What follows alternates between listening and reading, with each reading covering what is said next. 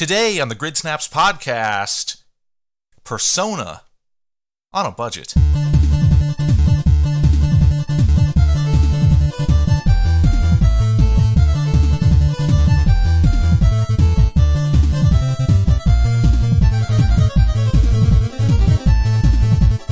And welcome to the Grid Snaps podcast. Rob Howard here with Patrick, and we are here to talk about a game that I played quite a long time ago, like last summer.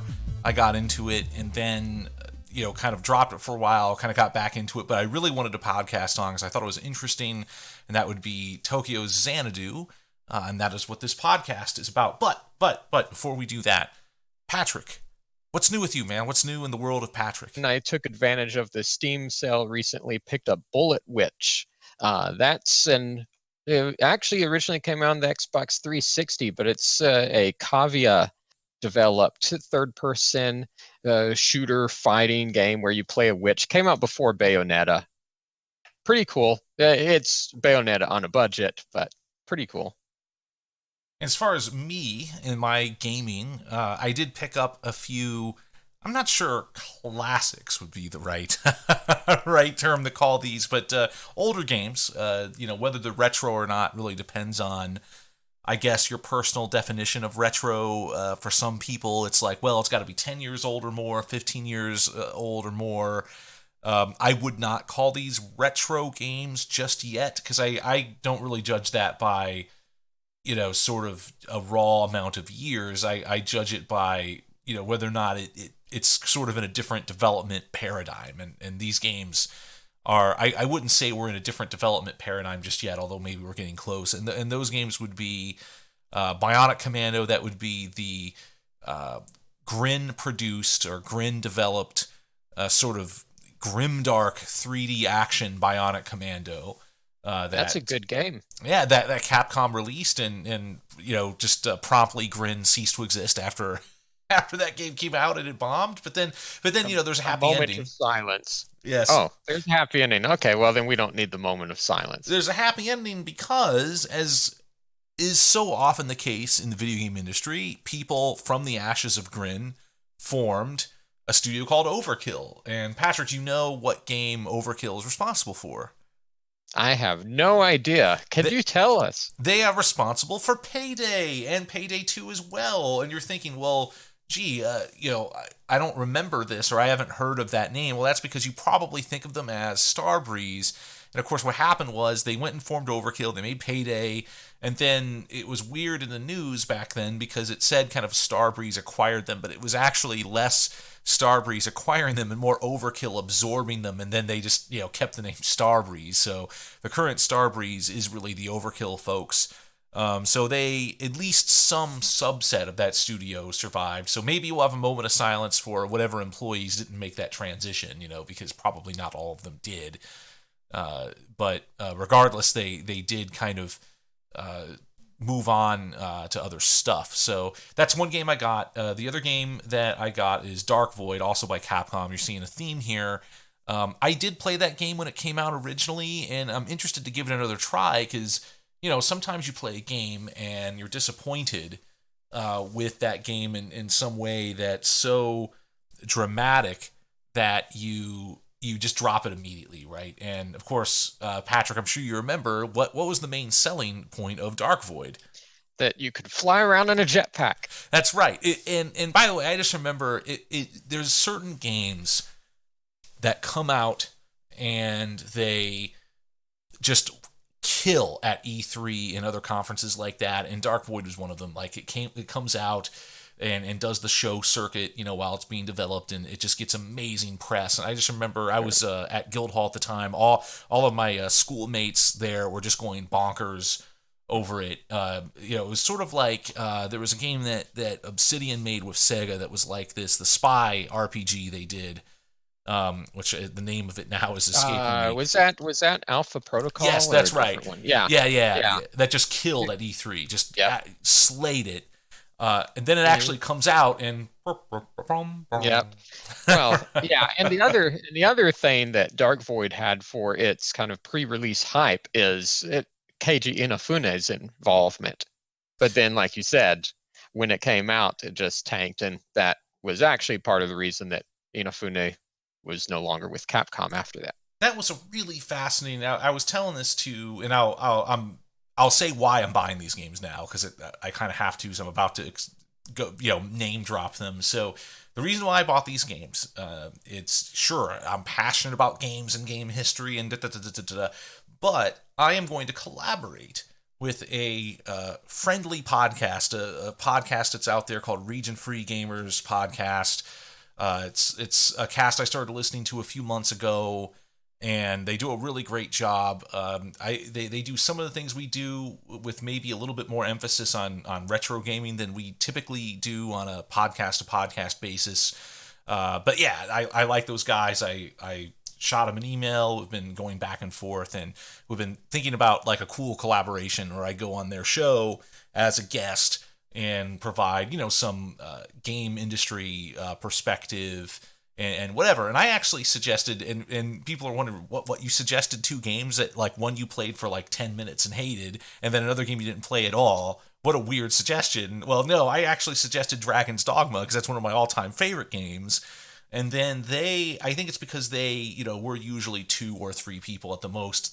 They often have at least 3 people on their cast. They cover multiple games usually on their show. And they're like, okay, let's do a Capcom from the late 2000s sort of thing. It's a theme. They like to do themes like that. And so they pick those other 2 games. So happily, Patrick, they're pretty cheap games. They are pretty cheap. Yeah. Games, easy to get. This isn't like asking me to get Radiant Silvergun before that came out on digital services or something, right? It was not hard for me to grab these, and I'm excited this weekend actually to dig in and play them in the pursuit of researching for that episode, but not to make it. And so look out for that and check out Region Free Gamers Podcast. It's really cool. So, Patrick, let me ask, of something that we're doing in the future. Our next podcast, what is it? Shenmue. Yes, we are going to talk about the legendary Shenmue, the project by the legendary Yu Suzuki of Sega. Shenmue, Santa Claus got me 1 and 2.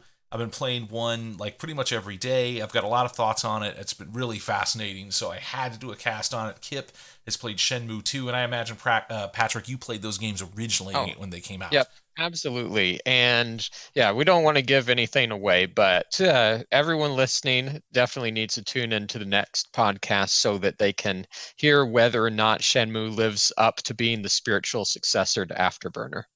So, right, and one more thing I'll mention before we take a break and go into Tokyo Xanadu is this. So, I know I've done this as a pre-recorded ad, but I'm going to do it live. I'm going to do it live, Patrick. Do it live, and that is, I'm going to talk about the need to give good reviews to the show. Like, Patrick, why does it matter to give good reviews on the App Store and all those other things? Why does that help us? Yeah, it bumps us up in the search results. That's right. That is how you grow the audience. And all the cool kids that have podcasts, they always go on and on and on about how important that is. I just wanted to, and of course, because they're right, I wanted to just quickly highlight before we go to break, we did get a positive review, and I wanted to get the research department to pull that up for me. So they're doing that right now. Because, when I get one of these, I want to acknowledge it sort of on the air, and I have it in front of me now. Thank you, research department. And that is, it's a 5-star review, A+. All right, so that's flattering. Sweet. It says, Rob and company provide a fun and informative podcast for the gamer, new to gamer culture, and for the hardcore gamer alike. I highly recommend it. Listen, in all caps, now. Right. Great review. Awesome review. Thank you. It's J.S. Flam, and I suspect I know who that is, and in case this person doesn't want me to say their real name, I won't. But what I will say, though, Patrick, is they commented on our Super Nintendo episode in particular. They liked it, if this is the same person. And excellent. What's funny, Patrick, is they mentioned you. Did you know that? They mentioned you specifically when I was conversing. Well, if they listen to the Super Nintendo podcast, it's kind of hard to avoid that, right? It is. I hope it was good things. It was, as I suspected, Patrick, your online, your internet podcast persona, look, you can take someone's beloved game and take a massive dump on it, but you're so delightful about it. Such good humor, good spirit in your voice that people will not get angry. And that's what happened here. But can you believe what game it was? Was it Chrono Trigger? No. Was it Contra 3? Contra 3? No. Was it Super Castlevania 4? No. Was What could it it be? Charles Barkley's Shut Up and Jam? Also no. It was Super Earth Defense Force, which I've never heard anyone defend. I think that just goes to show, like, people have their favorites, man, and like you can never tell. Now, no one thinks that game's bad, right? Well, yeah, and I will tell you this: when you fire that game up, those clouds, that parallax, back on the Super Nintendo, that was really unusual. Right. Yes, and I think people have really, really pleasant memories of that game, and I've played it actually recently. I can't remember if it's. It's on the Switch. It's on the Switch. Sort of compilation of stuff when you have the Switch online, so you can play it there, and it does have some depth to it with with the way you could sort of pick certain things about your ship in between missions and stuff. So but I've just never, it's not a game I typically associate a lot of fan passion with, but I guess I was wrong. So, all right, so let's go ahead and take a quick break. And when we come back, Tokyo Xanadu. She's a man. Praise that me. She's a man. Praise that me. It's not.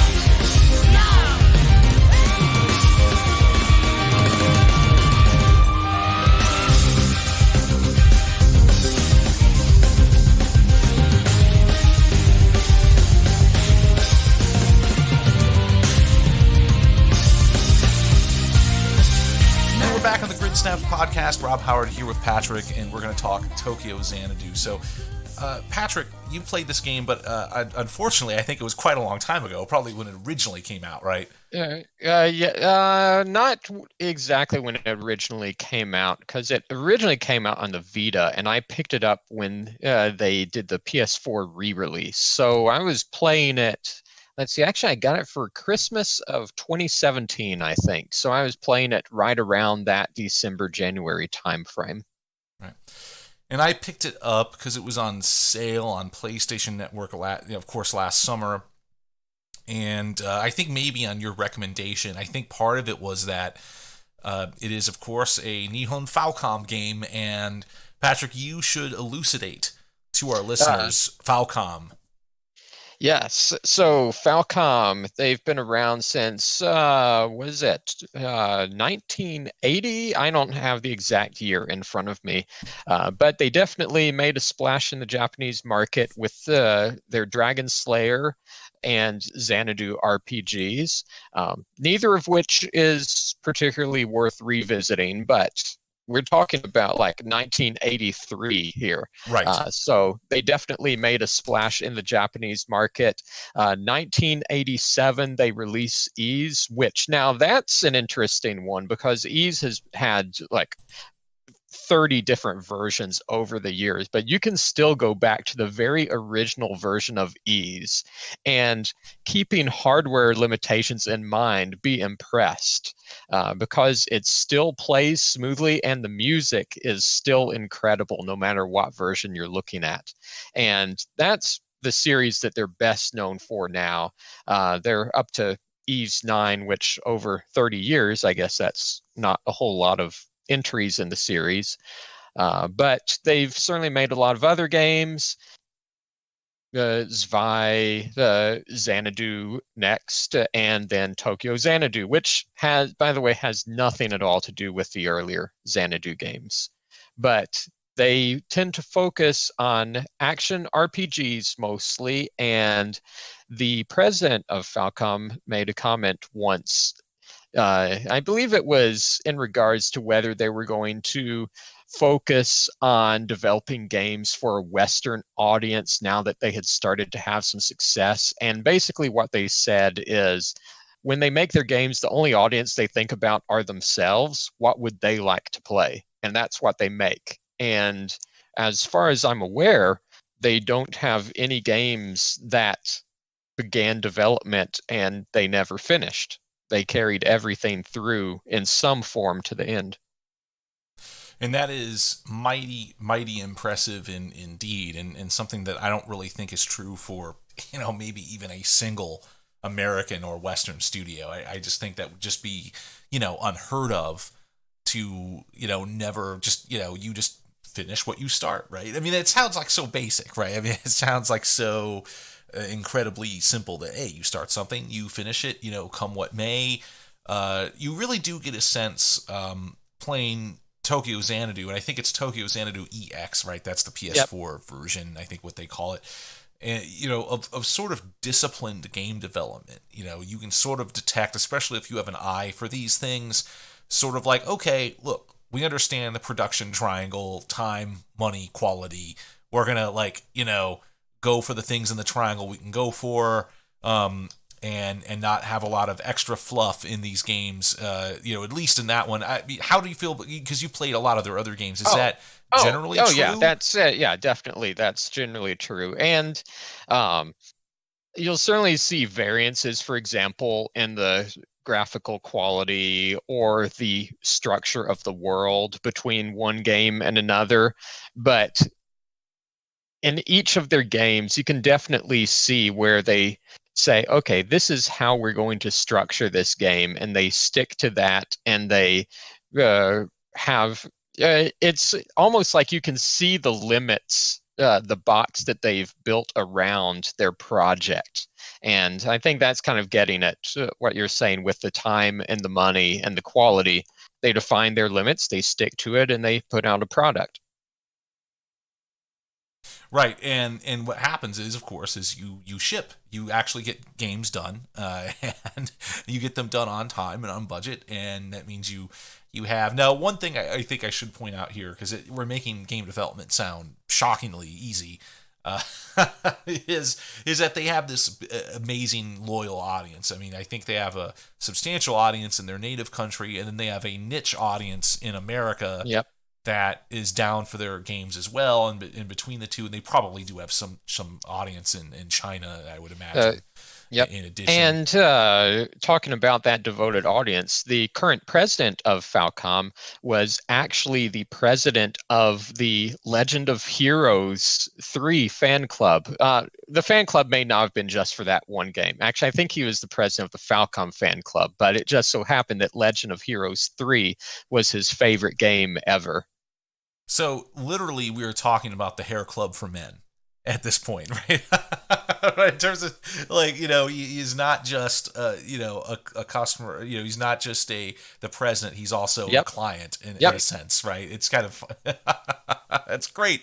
That's really hard to imagine again in a Western studio, because game development studios, just like other businesses in America, they're run by, for better or worse, people that are in our executive class, people that have been trained and that went to school for and have really oriented their entire life on being an executive, right? And that, that's not the same thing as being a creative, and certainly not the same thing as, being a fan. So that's really cool. Yeah, and kind of on that, one other thing I want to bring up is it was at let's see, was it Anime Expo 2017 maybe?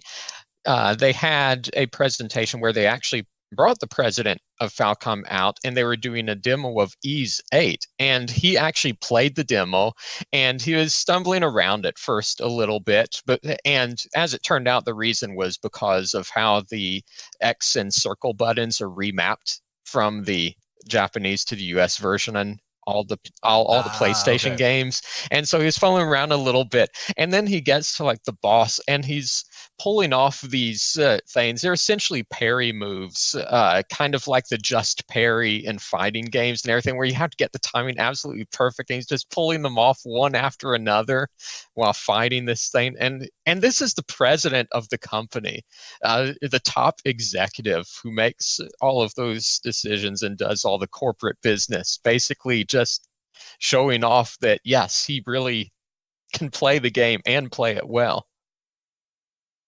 that makes me want to say an anecdote. I'll strip any identifiers out of it. So, I'm not going to hint at when this was in my career, what companies it involved, and all that. I'll keep it very, very neutral. But like, there was definitely a time when a game was being demoed for a potential partner, and it was a shooter. All right. And it was clear that aiming itself was like a new concept. Like actually aiming and having to do that instead of it being automatically taken care of for you somehow. That was something that had to be explained to this person, and it was really incredible. Like, like things that I would imagine just about anyone that I can get off the street would understand. And so that's kind of, what I almost expect with people that are in the management sphere, even within the industry. You cannot assume. So my bosses would always tell me before these people would get there, oh, they're really big gamers. Don't worry, they play games. They're really into gaming. And then they arrive and they don't even know how to aim on a dual stick controller, right? I mean, so that's maybe more common than what you just described, where the president of the company is basically pulling off an Evo tournament fighting video style, precision, like set of moves. So that's really extraordinary. What a cool company.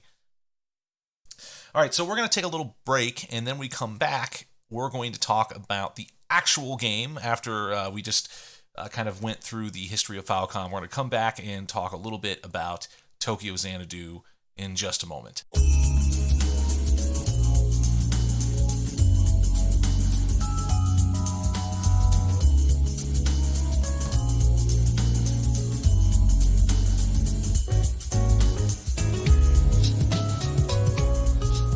And we're back on the Grid Snaps podcast. Rob Howard here with Patrick. So Tokyo Xanadu getting into the game now.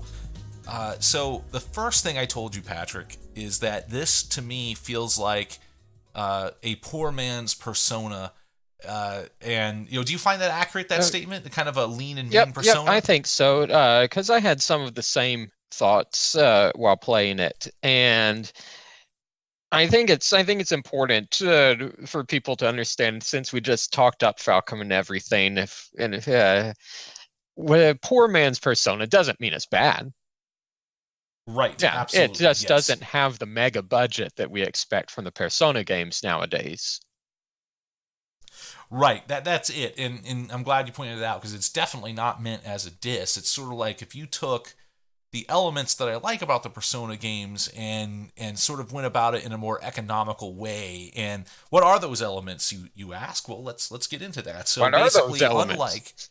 Oh, well, thank you for asking that. Okay, so what I always liked about the Persona games is that they take place in kind of modern times, current day, and it's like high school students in just modern day Japan doing day-to-day, sort of stuff, and then kind of, supernatural stuff happens around them, and yada, yada, yada. Same basic setup here, where you have modern-day Japan, and, a part of Tokyo, hence, the name, and you play a high school kid named Tokisaka. So, he is an interesting kid in that, first of all, this is such a gameism. It's a delightful gameism, how his parents are just, like, gone. They're like, I guess they're professors or researchers or scientists or something, and they just had to go on sabbatical somewhere. So it's this 17-year-old kid living by himself for an entire school year, as normally happens, right? I mean, and the other thing about Tokisaka as a character is that he works part-time jobs, and he works many of them. It's not like he has, I had a part-time job. I don't know, Patrick, you saved your lunch money to buy a Sega CD, but did you also have a part-time job when you were a little bit older? Yeah, when I was a little bit older, yeah. And what were some of your part-time jobs? Did you have like a new one every day, or did you like just kind of have one that lasted for a while? No, it was kind of more the summer things. So each summer, a different thing. So working at a bookstore one year, which incidentally, there's a bookstore in Tokyo Xanadu. There is, yes, that's right. And yeah, for me, I always worked for. This is when you grow up in a small business family like I have, you end up being an employee at some point, and that was basically my high school work experience. At that time, they had like mall retail stores selling like collectibles, and it was actually when the Beanie Baby thing was huge, so that was one big thing that we sold a lot of. And some of those customers you would get not fun customers at all to deal with. But like, yeah, so I work those mall stores a lot on weekends and so on. But Togisaka, he works basically a new job every day in this little district that's part of the game world. You go and so there's like a cool rhythm to Tokyo Xanadu, right? Where you have your day at school and they represent that. And by the way, Erica tells me, because Erica taught in Japanese schools, my wife, when she was part of the JET program, and like the way they represent school is pretty much accurate. Where they have a class leader that makes everyone stand up, and you kind of salute the teacher or whatever at the end of the day in your homeroom and all that, and the way that the school's architected and everything is quite accurate. And then you go out and you have some free time, and then you go do your job, and it's a kind of a different shop every day.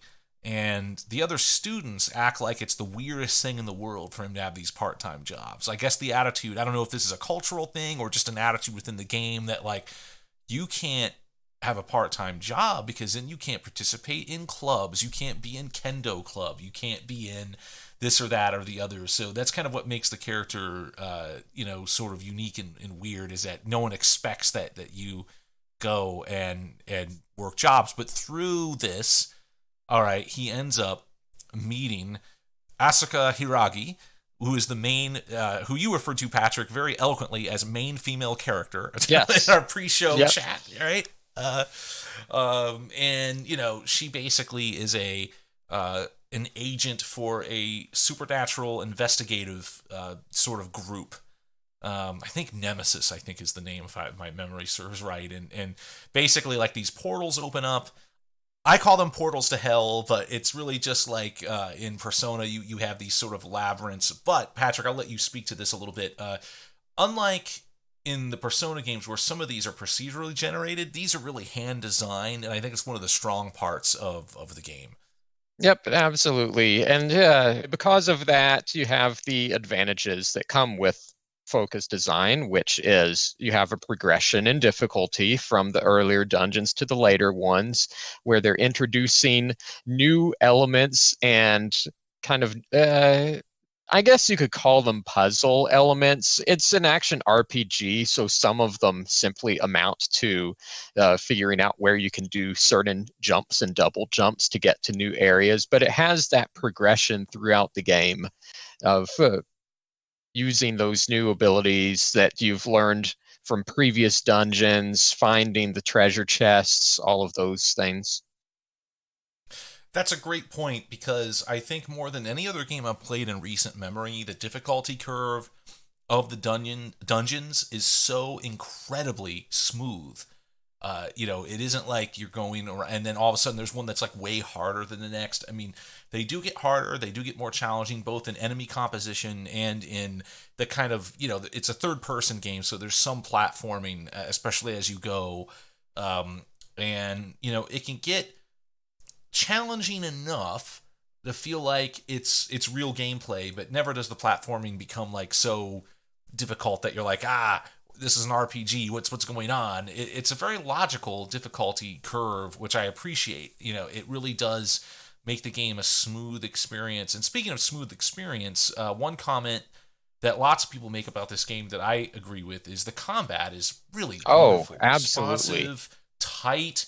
The dodging is fun. Is this a feature in Falcom games in general? Yes, actually it is. Yeah. Ever since, for example, E6, I mean, just playing their games has been extremely smooth, and Tokyo Xanadu is just like that, very smooth. And kind of along with the smoothness of the combat, which lets the game kind of I guess the cliche is fits like a glove. And also what you were saying about the ramp up of the level progression. Something that's really interesting about this game is you get at the end, okay, and you can revisit the old dungeons to collect items and those kinds of things. So you get to the end, and then you go back to one of the old dungeons that I was putting off going back to because it was a real pain the previous time that I went there, and it's just super easy.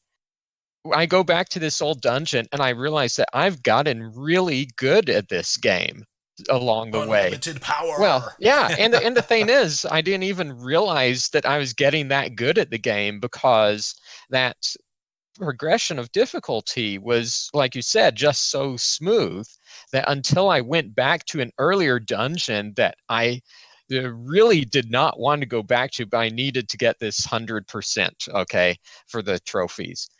And then it's like, why did I put this off so long? This is easy. And then it's like, wait, I've actually gotten good at this game.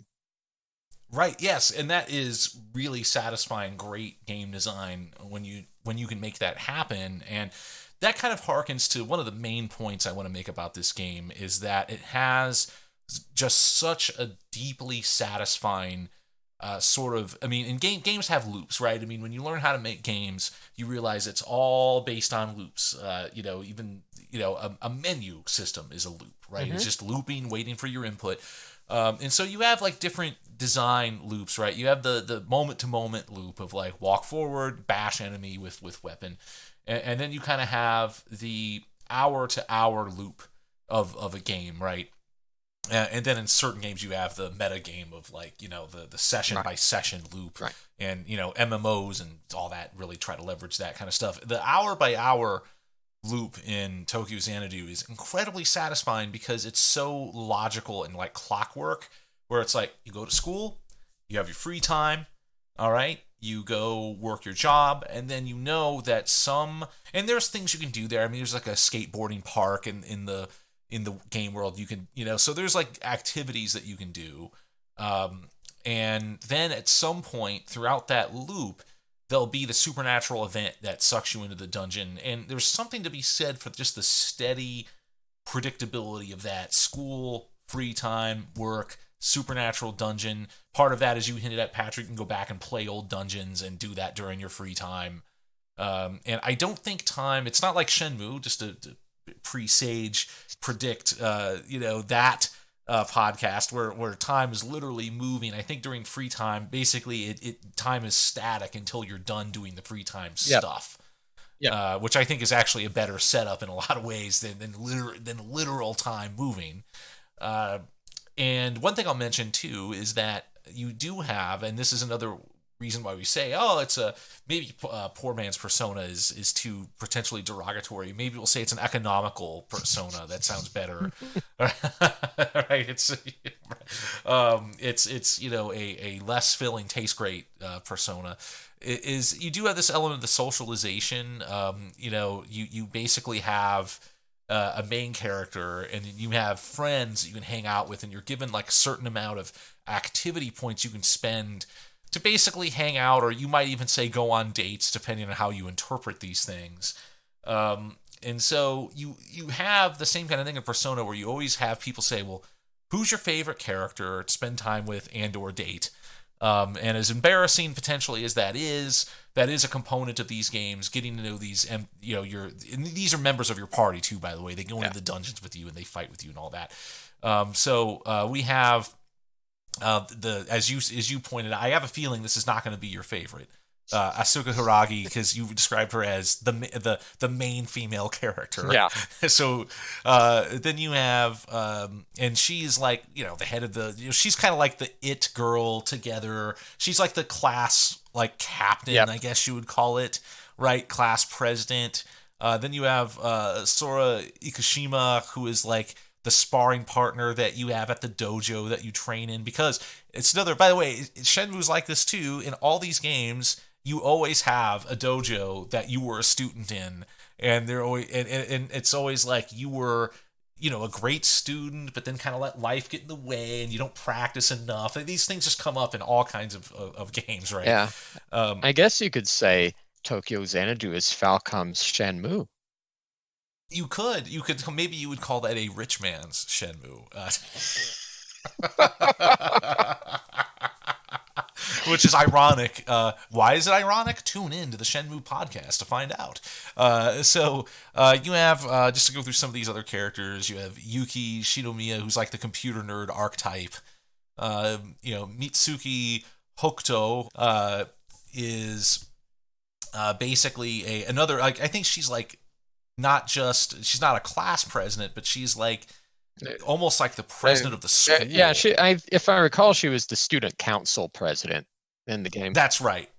And then she's, the daughter of some huge mega corporation that plays into the story, I think. And then you have your sort of rough and tumble, sort of, quasi gang member guy, Shio Takahata. He would fit in a River City Ransom game, I guess. He's kind of your tough guy. Rion Kugiyama is your idol pop star, as you have. I know when I went to school, I had a few girls that were popular singers on the charts. I'm sure you had friends in high school that were also on the charts. Right. Singing popular tunes. I mean, as you have between the pop stars and the Olympians. Yeah, that's right. Yes. And you have Shiori, who is like a next door neighbor. I have to comment on her only because one of the things about Tokisaka, the main character, is he doesn't act like he's depressed, I guess, but he doesn't act like particularly happy about his life. And here's the thing.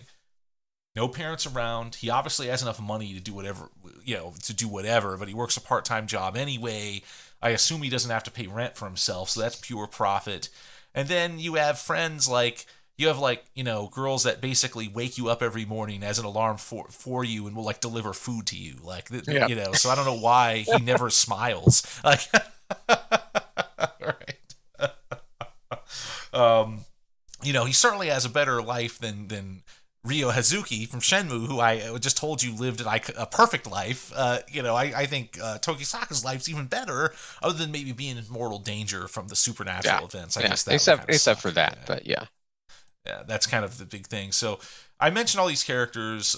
There's others too, but I don't want to go through every single. Because some of these aren't party members; they're just NPCs. So Patrick, your favorite character, your favorite NPC. So my favorite character in the game, period, is actually probably the shopkeeper that the main character works for, because she is just hilarious in the scenes that she's in. I mean, I always looked forward to having a new job just to see what is she going to say this time, because it's like the worst run shop in the world, because it seems like she doesn't even care if she sells anything or stays in business. The antique store, right? Yeah, the antique store. Which is kind of like, I got this shop. Yeah. People come in, they may buy things. I don't care. I do agree that she's a very amusing character. And Tokisaka always kinds of he dreads working for her in particular, I think, because it's like, what is she going to have me do now, Yep. Yeah, because I mean he seems serious-minded and somewhat goal-oriented, and so this is like the worst possible boss for someone like him. Right, yes, yeah, because he is like, sort of quietly driven. I'm not sure the story explains why he's so quietly driven, other than like he's just a serious-minded guy, that wants to make good, I guess, and live a productive life. Were there any other characters you wanted to talk about, or is that your pick? So out of the whole game, as far as NPCs, it'd be her. For the playable characters, my favorite was Soda, the kind of sparring partner, childhood friend of the main character, grew up with him, sparring partner. She's just very cute and sweet and innocent. And that is an important part of these games, where there's character interaction. It's a big part of your daily grind. In Tokyo Xanadu is you have points to spend on hanging out, and they make it so that you can't hang out with everybody. You sometimes get awarded with an extra point occasionally. I think if you do the side missions, often you awarded, but you can't socialize with everyone. So there's you have to pick, right? I should turn the tables on myself. Yes. Who is your Turn favorite? the tables on me. So as far as like my characters I would spend social points on the most, I found myself interested in Rion, the pop singer, only because she's completely out of the loop from like everyone else in terms of like in terms of like what kind of she's about at first, and they kind of slow. In fact, it really took me by surprise. This is a mild spoiler, I guess, not really a big one. That she becomes a playable character. And honestly, look, she's music based, right? And that's gonna, hit weak spots for massive damage for me. I'm a musical person. Granted, I can't really say she participates in music that is what I would listen to normally, but nonetheless is a musician. And I kind of like how, like, of all the characters, like, there's really no reason for Tokisaka and Rion to be friends at all. Like they're, in fact, that's even how they play that up at first. Like they basically meet and they're like, "You're weird. No, you're weird." So it's one of those like, kind of situations. And I that's kind of a cool little side story, to explore. And actually, where I left off playing last summer, it was just after she became a playable character, because that happens, after a good bit of playing. And she's also like a really interesting NPC, playable character in your party. She flies, her sort of, I want to say spirit animal, but that's not even really what it is. Like her sort of, and I also want to say persona, but it's not that. It's like a stand, except it's not that either. Yeah. Right, because it's funny, like, she takes the form of an angel, basically, when she fights.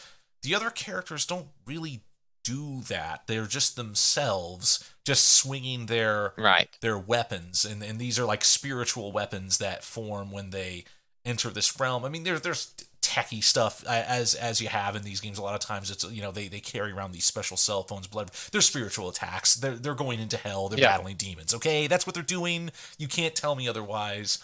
But that would be my pick. But I also like the main character female, as you put it, as well. But I think not as much as Rion, I think. So, all right, so we're going to take another break, and when we come back, we're going to wrap up our thoughts on Tokyo Xanadu.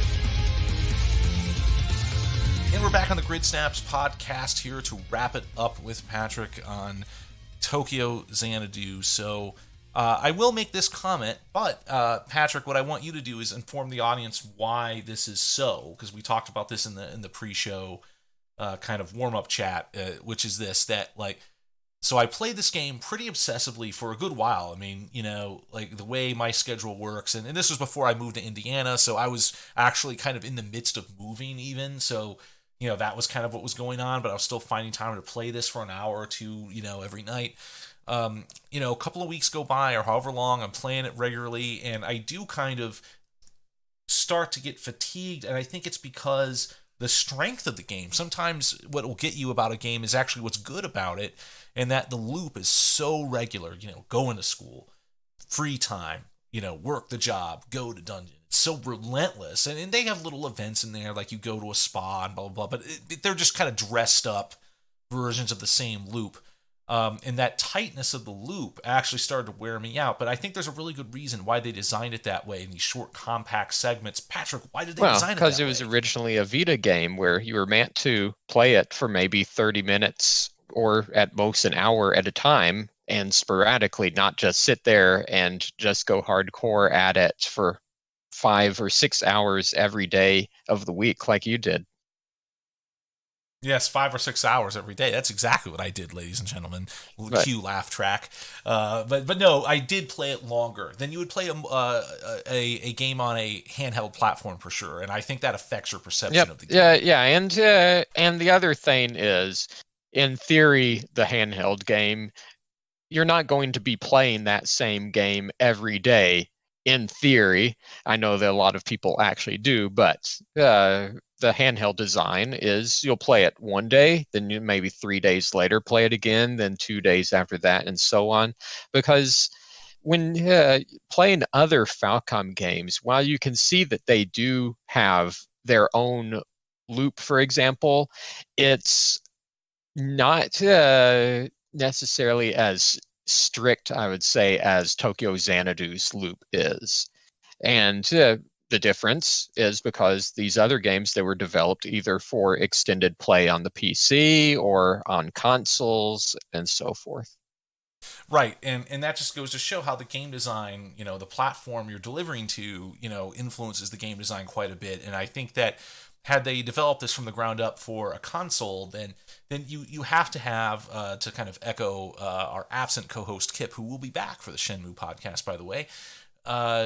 He talks about contrast and affinity a lot, and that's just a really important principle in all media. And when you expect people to be dropping in and out, short sessions, handheld device, a lot of contrast and affinity might actually harm the experience, because you go back to it, a few days later, and it's like, what's this? This is completely different. Whereas when I fired up the game yesterday to prepare for our chat today, it took me about 5 minutes to remember everything, like to get back into it, right? And that is not usually what happens when I play a AAA console game and let it sit for a while and come back. It is confusion and hysteria if you try to pick it up again, right? Like what? Because you've unlocked all the special moves, but then you don't know how to do them, so. This game is not that way. They designed it to be very, very friendly. So I think we're going to close with this. So this is a game that you can get, very affordably, digitally on the PS4. Did the Vita release, was that physical? Yeah, or was that was also physical, but to get all the extra content, you have to get the DLC. So the full version of the game, either you get on Vita with the DLC, or you get it on PS4, or it's also on Steam.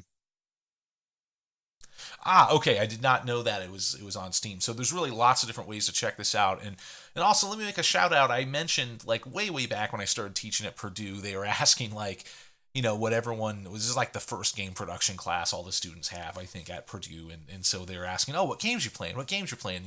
And then the other professor who teaches that class turns to me. And was this calculated to look just a little bit like a hipster in front of the kids? It probably was. I'll admit it.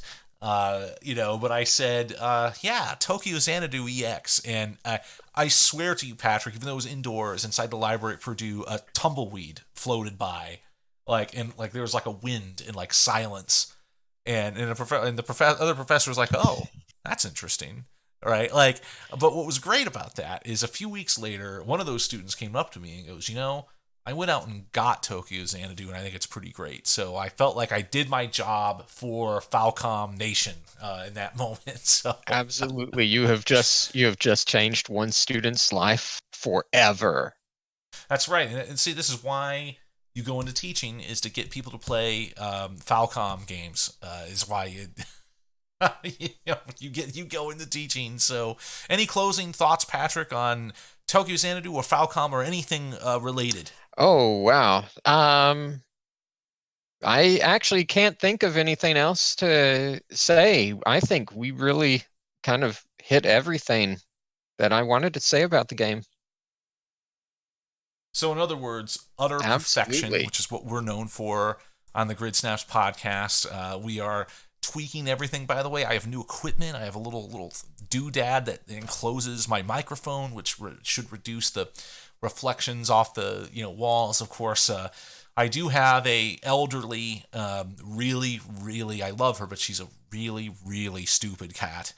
She's sweet, but she was never in her best days very intelligent. But now that she's entering her golden years, her cognitive decline is apparent. And what that makes her do is it makes her cry whenever she's insecure. And lately, during podcast recording time, she's crying more and more. So as I make, and there she is on cue, the more, so I brag about increasing the quality of the show production, and then you hear this idiot cat in the background. So, next week on the Grid Snaps podcast, is it ethical to euthanize a pet? No, just kidding. Just kidding, folks. Just kidding.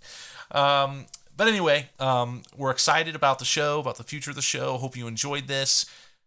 Like, subscribe, all that jazz. Just, don't mention the cat. That won't help us. So until next time, stay on the grid and keep well hidden.